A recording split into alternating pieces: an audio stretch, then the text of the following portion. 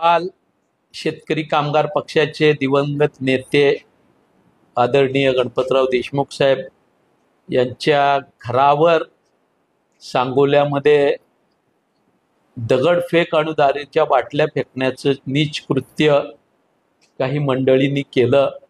शेतकरी कामगार पक्षातून काही जणांनी भाजपमध्ये प्रवेश केल्यानंतर त्या ठिकाणी मिरवणुकीनं जात असताना हा अतिशय निंदनीय असा प्रकार झालेला आहे।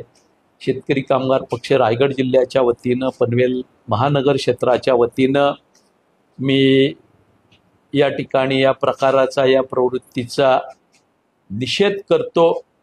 ऋषितुल्य व्यक्तिमत्व असणारे गणपतरावजी ज्यांनी आपलं आयुष्य आदर्श म्हणून महाराष्ट्राच्या राजकारणामध्ये समाजकारणामध्ये व्यतीत केलं, त्यांच्या पश्चात त्यांच्या पत्नी बाई त्या घरामध्ये एकट्याच असताना अशा पद्धतीनं दगड आणि दारूच्या बाटल्या घरावर फेकणं ही भारतीय जनता पक्षाच्या नेत्यांची संस्कृती असेल तर निश्चितपणानं त्याचे परिणाम त्यांना भोगावे लागतील।